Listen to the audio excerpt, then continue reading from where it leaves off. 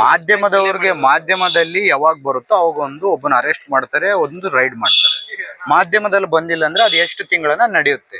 ಇನ್ನೊಂದು ಇಲ್ಲಿಗಲ್ ಆಕ್ಟಿವಿಟಿನ ನೀವು ಇವತ್ತು ಮಾಧ್ಯಮದಲ್ಲಿ ಎಲ್ಲಾನ ಪ್ರಸಾರ ಮಾಡಿರೋ ಒಂದು ಸಣ್ಣ ಲೈನ್, ನಾಳೆ ನಾಡ್ದ ಫುಲ್ಲು ಸ್ಟ್ರಿಕ್ಟು, ನಾಡ್ದ ಅಚ್ಚೆ ನಾಡ್ದಕ್ಕೆಲ್ಲ ಫುಲ್ಲು ಫ್ರೀ.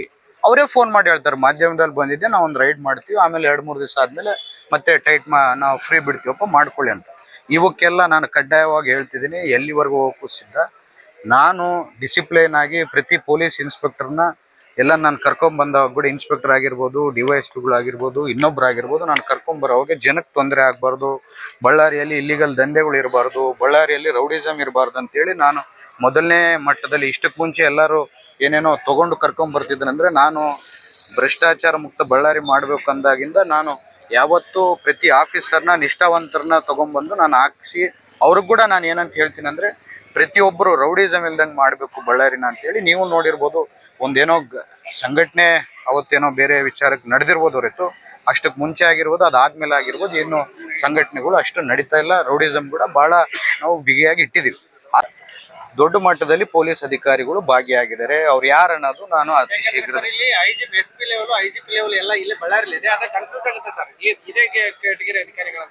ಇಲ್ಲ, ನೀವು ತಗೊಂಡ್ ಮಾರ್ಮಿಕವಾಗಿ ಒಂದು ಮಾತಾಡಿದ್ರೆ ಯಾರಲ್ಲಿ ಯಾರ ಜೊತೆ ಅವ್ರು ಇರ್ತಾರೋ ಅವ್ರು ಪರ್ಮಿಷನ್ ಇಲ್ಲದೆ ಮಾಡ್ಲಿಕ್ಕೆ ಸಾಧ್ಯ ಇಲ್ಲ ಅನ್ನುವಂಥದ್ದನ್ನ. ಅಲ್ಲ, ನಾನು ಹೇಳ್ತಿದ್ದೀನಿ, ಎಕ್ಸಾಂಪಲ್ ಕೊಡ್ತಿದ್ದೀನಿ. ನಿನ್ನ ಜೊತೆಗೆ ನಿಮ್ಮ ಕ್ಯಾಮ್ರಾಮ್ಯಾನ್ ಇರ್ತಾನೆ, ನೀನು ಎಲ್ಲಿಗೆ ಬಾ ಅಂದರೆ ಅಲ್ಲಿಗೆ ಬರ್ತಾನೆ. ಆ ರೀತಿಯಲ್ಲಿ ನಡೀತಿದೆ. ಯಾವ ರೀತಿಯಲ್ಲಿ ಅವ್ನ ಹೆಂಗೆ ಸ್ಕೇಪ್ ಗೋಟ್ ಮಾಡಿದ್ದಾರೆ, ಯಾವ ರೀತಿಯಲ್ಲಿ ಯಾರು ಶಾಮೀಲಾಗಿ ಹೋಗೋ ಮೂಮೆಂಟ್ಗೆ ಅವನ್ನ ಯಾವ ರೀತಿಯಲ್ಲಿ ಅವನು ಸಿಗಿಸಾಕಿದ್ದಾರೆ, ಪ್ರತಿಯೊಂದು ಮಾಹಿತಿ ನನ್ನ ಹತ್ರ ಇದೆ. ಯಾವ ದೊಡ್ಡ ಮಟ್ಟದಲ್ಲಿ ಈಗೇನು ಚಿಕ್ಕವ್ರ ಮೇಲೆ ದಬ್ಬಾಳಿಕೆ ಮಾಡಿದಂಥವ್ರು ಯಾವ ರೀತಿಯಲ್ಲಿ ಅವತ್ತು ಅದ್ರ ಬಗ್ಗೆ ಮಾತಾಡ್ದಂಗೆ ಯಾಕಿದ್ರು, ಸೋಷಿಯಲ್ ಮೀಡಿಯಾದಲ್ಲಿ ಇದ್ರ ಬಗ್ಗೆ ಚರ್ಚೆ ಯಾಕಾಗಲಿಲ್ಲ, ಸೋಷಿಯಲ್ ಮೀಡಿಯಾ ಮೇಲೆ ಅಷ್ಟು ಪ್ರೀತಿ ಇದ್ದವರು ಈ ಥರ ಅರೆಸ್ಟ್ ಆಗಿದ್ದೆಲ್ಲ ಅಷ್ಟು ಪಬ್ಲಿಸಿಟಿ ಆಗಲಿಲ್ಲ, ಯಾಕೆ ಆಗಲಿಲ್ಲ ಅನ್ನೋದು ನಾವೆಲ್ಲ ಚರ್ಚೆ ಮಾಡಬೇಕು, ಚಿಂತನೆ ಮಾಡಬೇಕು. ಯಾಕಂದರೆ ನಾಳೆ ಬೆಳಗ್ಗೆ ಇಂಥವಕ್ಕೆಲ್ಲ ಆಸ್ಕಾರ ಕೊಟ್ಟರೆ ಚಿಕ್ಕವ್ರು ಕೂಡ ನಾವು ಏನನ್ನ ಮಾಡ್ಬೋದು. ಡಿಪಾರ್ಟ್ಮೆಂಟ್ ಏನು ನಮಗೇನು ಸಂಬಂಧ ಇಲ್ಲ, ಡಿಪಾರ್ಟ್ಮೆಂಟಲ್ಲಿ ಯಾರಿಗಾನ ದುಡ್ಡು ಕೊಟ್ಟು ನಾವು ಏನನ್ನ ಮ್ಯಾನೇಜ್ ಮಾಡ್ಕೋಬೋದು ಅನ್ನೋ ಉದ್ದೇಶ ಬಂದೇ ಬರುತ್ತೆ. ಅದೇ ರೀ, ಎಲ್ಲರೂ ದೊಡ್ಡವರೇ ಶಾಮೀಲಾದಾಗ ಗಡಿಪಾರ್ ಎಲ್ಲಿಂದ ಮಾಡ್ತಾರೆ? ಯಾರು ಅವ್ರನ್ನ ಗಡಿಪಾರ್ ಮಾಡಬೇಕು ಅಂಥವ್ರೇ ಅದರಲ್ಲಿ ಶಾಮೀಲಾಗಿ ಮಾಡ್ತಿದ್ದವಾಗ ಅವ್ರು ಗಡಿಪಾರ್ ಹೆಂಗಾಗ್ತಾರೆ? ಅವನ ಮೇಲೆ 5 FIR ಆಗಿದೆ ಅಂದಾಗ ಅವನು ಇವರು ಪೊಲೀಸರು ಕರೆಕ್ಟಾಗಿ ರೀತಿಯಲ್ಲಿ ಕೆಲಸವನ್ನು ಮಾಡಿದರೆ ಅವ್ನು ಭಯದಿಂದ ಕೆಲಸನೇ ಮಾಡ್ತಿರ್ಲಿಲ್ಲ. ಅವ್ನು 5 FIR ಆದ್ರೂ ಕೂಡ ಮಾಡ್ತಿದ್ದಾನೆ ಅಂದರೆ ಇದು ಏನಾಗಲ್ಲ, FIR ಮೇಲೆ FIR ಆಗುತ್ತೆ.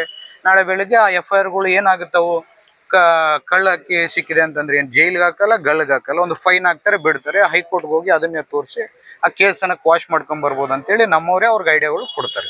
ಇಲ್ಲ, ಇದನ್ನ ಹುಡುಗನ್ನ ಸ್ಕೇಪ್ ಗೋಟ್ ಮಾಡಿದ್ದಾರೆ.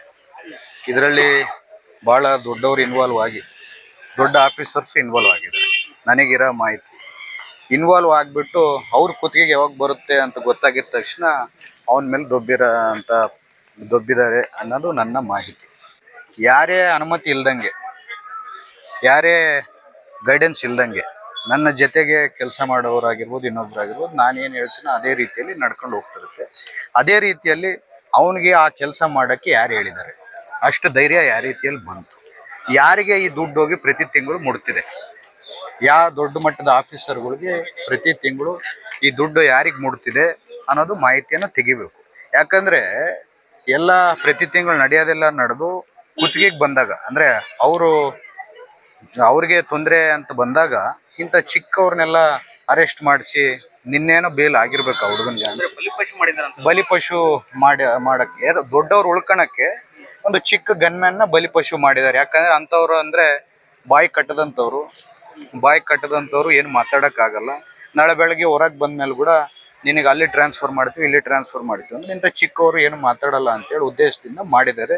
ಇದರಲ್ಲಿ ಯಾರು ದೊಡ್ಡವರು ಶಾಮೀಲಾಗಿದ್ದಾರೋ, ಯಾರು ಪ್ರತಿ ತಿಂಗಳು ದೊಡ್ಡವರಿಗೆ ದುಡ್ಡು ಮುಡ್ತಿದ್ದೇನೋ, ಯಾವ ಆಫೀಸರು ದೊಡ್ಡ ಮಟ್ಟದಲ್ಲಿ ದುಡ್ಡು ತೊಗೊತಿದ್ದಾನೋ ಆದಷ್ಟು ನೀವು ತನಿಖೆ ಮಾಡಬೇಕು.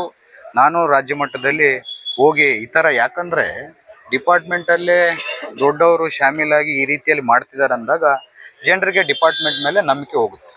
ಏನು ನಾವು ದುಡ್ಡು ಕೊಟ್ಟು ಏನನ್ನ ಮಾಡ್ಕೋಬೋದು, ದುಡ್ಡು ಕೊಟ್ಟು ಎಂಥ ಕ್ರೈಮನ್ನು ಮಾಡ್ಬೋದು, ದುಡ್ಡು ಕೊಟ್ಟು ನಾಳೆ ಬೆಳಗ್ಗೆ ಎಂಥ ಲೂಟಿಯನ್ನು ಮಾಡ್ಬೋದು ಅನ್ನೋದು ಜನಕ್ಕೆ ಒಂದು ರಾಂಗ್ ಮೆಸೇಜ್ ಹೋಗುತ್ತೆ. ಇದನ್ನು ಕಡಿವಾಣ ಆಗಬೇಕು. ನಾನು ಕೂಡ ನನ್ನ ಸ್ವಂತ ಗೊತ್ತಿದ್ದ ಟೀಮಿಂದ ಚೆಕ್ ಮಾಡ್ತಿದ್ದೀನಿ ಯಾರು ಈ ರೀತಿಯಲ್ಲಿ ಯಾರ ಮನೆಗೆ ಯಾವ ಟೈಮ್ಗೆ ಯಾರು ಹೋಗಿ ಯಾರು ಮೀಡಿಯೇಷನ್ ಮಾಡಿ ಯಾರಿಗೆ ದುಡ್ಡು ಮುಟ್ಟಿಸ್ತಿದ್ದಾರೆ ಅನ್ನೋದು ಇನ್ಫಾರ್ಮೇಷನ್ ಇದೆ. ಆದಷ್ಟು ಬೇಗ ನಿಮಗೂ ಪ್ರತಿಯೊಂದು ಮಾಹಿತಿ ಬಿಚ್ಚಿಡ್ತೀನಿ. ಯಾರು ಮೀಡಿಯೇಟ್ ಮಾಡಿ ಯಾವ ದೊಡ್ಡವ್ರಿಗೆ ತಿಂಗಳಿಗೆ ಎಷ್ಟು ಲಕ್ಷ ರೂಪಾಯಿ ಮುಟ್ಟಿಸ್ತಿದ್ದಾರೆ ಅನ್ನೋದು ಕೂಡ ನಿಮಗೆ ತಿಳಿಸ್ಕೊಡ್ತೀನಿ.